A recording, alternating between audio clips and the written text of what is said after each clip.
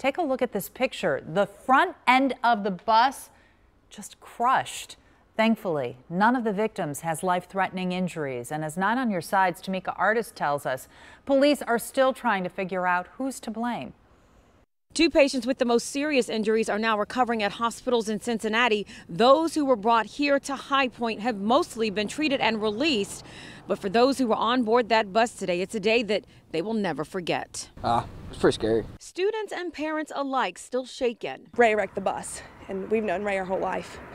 So he's drove me in kindergarten. Really? So this is the first time. Hours after a school bus smashed into the back of a Rumpke truck on Route 350 in Aurora, Krista Ambruster rushed to High Point Health in Lawrenceburg after learning that her 2 13-year-old nephews were among the 20 students injured. They're rushing Jordan to UC because he got entrapped and he broke both of his legs. And actually my other nephew tried to pull him out, but they made him stop. Yeah, he was like pinned in between 2 seats. Cadence Taylor went flying, cutting his left eye after he says the driver suddenly swerved, then crashed.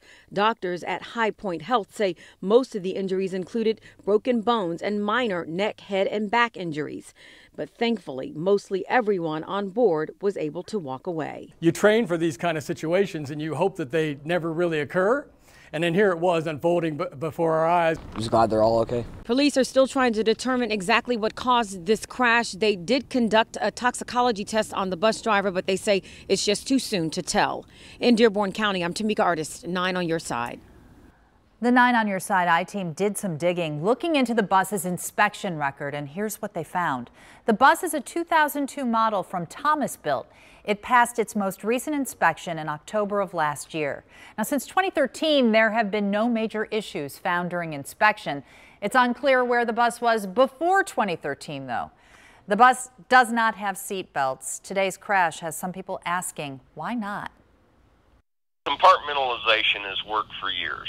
It has been proven that in rollover accidents and some side impacts that's not enough, and seat belts would help in those situations. According to the National Conference of State Legislatures, just 8 states currently require seat belts on school buses. Last year, a proposed law in Ohio died in a House committee. Kentucky currently requires seat belts for any 16 to 22 passenger buses fitted for average-sized 6-year-olds. Indiana requires buses transporting preschool students to have seat belts. And a new bill on the table would require seat belts in all new large buses.